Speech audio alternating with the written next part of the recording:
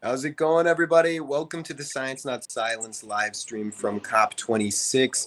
We have to do this very quickly because Heeta and Marie-Claire are about to exit the final plenary session of COP26. So thank you all for joining us. And Heeta and Marie-Claire, why don't you go ahead and kick us off? How was this last extended day of COP? Hi everyone. We're at the venue and we're literally the only two people around at the moment doing this. Only some security and some cleaning staff who already tried to they're already breaking down the building. Basically just some minutes ago the COP officially ended. Finally, with the adoption of the Glasgow package. Yeah, Glasgow package, and it with a delay of one whole day. We are here in Glasgow live from COP26. An absolute pleasure to speak with all of you and update you on what happened in this extended 24 hours. So the morning was laid back, not laid back in the sense, but it was basically everything was getting delayed. The stock taking plenary, which was basically just taking stock, final adoptions, final decisions that were needed to be made, was supposed to start at noon. It finally started, I think, around 3 p.m. maybe. I'm not entirely sure. Could be wrong with the timing, but it started super late, much after it was supposed to have ended already. And then in the evening, we finally had the closing, which was basically adopting everything that was remaining, and then closing of the COP, the closing of the negotiations for the Kyoto Protocol, which is the CMP, as well as closing of the negotiations for the Paris Agreement, which is the CMA. So 3 negotiating bodies, with COP being the supreme decision-making body, ended today. And we have what Marie-Claire mentioned is the Glasgow package. And the next COP is going to be in Egypt, in Sharm el-Sheikh, I think, if I got the name correctly. So quick debrief from what came out of today's session. We have this so-called package that is ready. We have the so-called decisions, the final messages which are ready. But most countries on the floor felt like this was a huge compromise. Not everyone is 100% happy with what has come out because we've really had to make sacrifices. There have been changes in what the text looks like a little bit at the very last moment. So instead of phasing out of coal, we're now phasing down from coal, which means we're not phasing out entirely yet. We're still talking about subsidizing fossil fuels. There's been strong pushes on ensuring that we're not out yet. There were multiple countries from across the world who have asked for phasing down instead of phasing out, and has been supported immensely as well. Other than that, I think that, like we mentioned previously, we have seen some shortcomings where human rights have been omitted from certain parts of the text, and there has still a shortage on finance. There's still a shortage on Article 6, which is now concluded, but it's the most contentious issue. We now have the rule book, or the Paris Agreement work program is complete. So where we have progress, but we do not have the best possible outcome that could have happened. But this is the pros and cons of a multilateral process where you need to compromise for 197 countries or 197 parties that come together to make this decision. But Marie-Claire, do you remember what are the other big takeaways that we've had from today?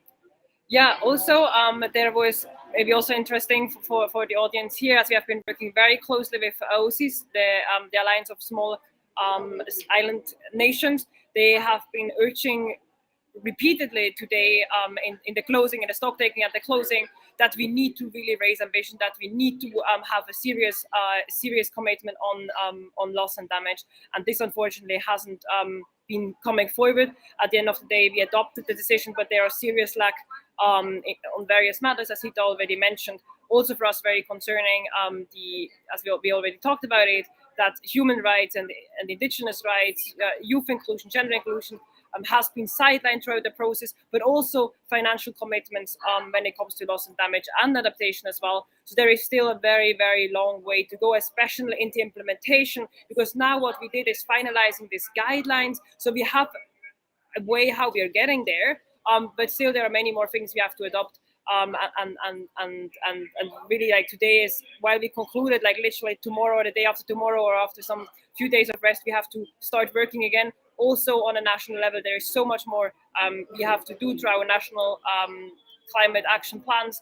And I think this is also where all of us can really put pressure on the countries, because at the international level, it's always a little bit hard. It feels so far away. It's very complicated and technical. But on the local level, it's where the changes are happening. And that's why we have the national climate action plans where we can also really pressure our governments to increase their commitments and their ambitions.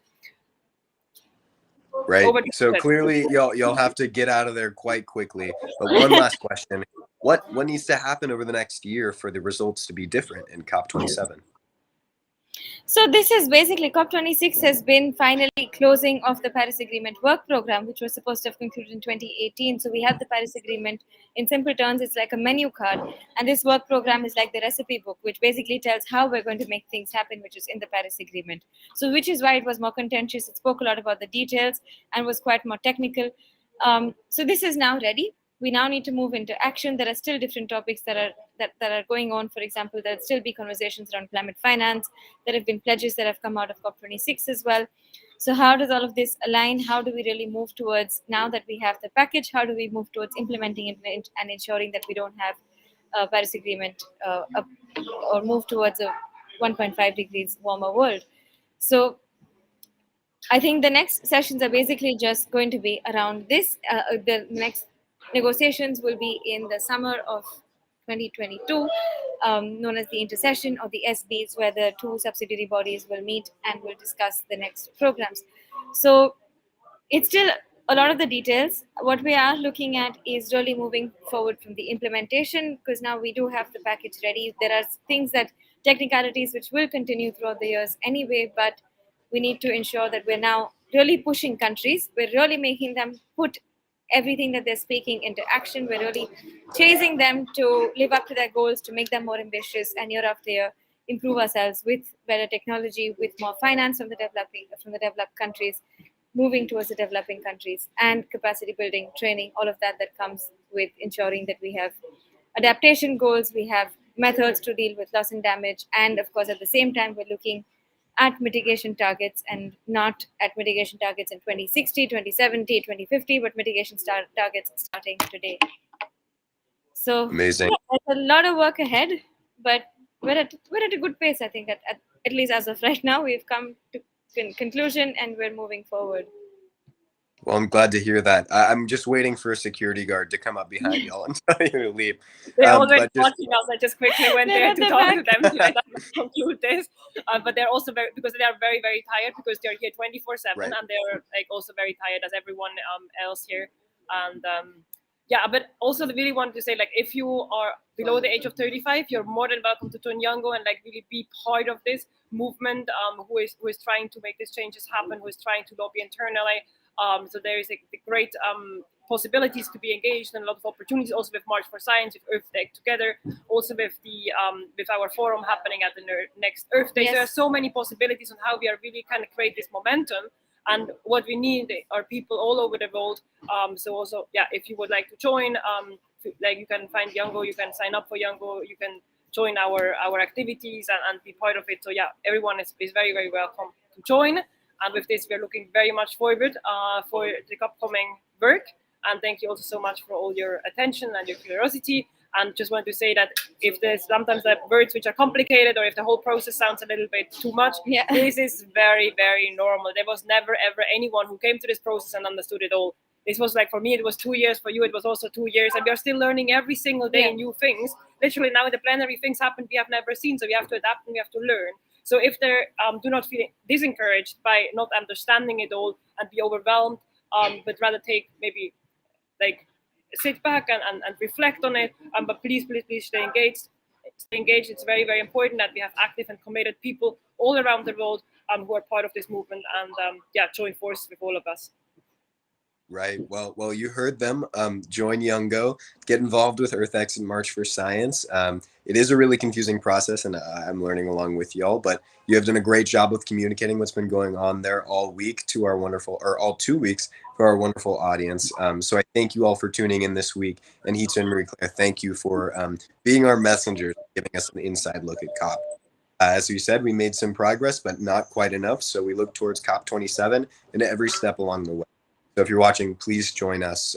Even if it sounds confusing, you'll find your way. And from the last COP sign off, you guys want to give us our good night? Yeah, I think just echoing everything what Mary-Claire said, we're here, we're a community as Youngo, we're part of the process to help you, to make your lives easier, understand what the UNFCCC is, and help you engage and make change. So definitely stay tuned, join Youngo, join March for Science, and together we can make a difference in the world. Thank you, everyone, and good night. Thank you. Bye. Bye. Take care.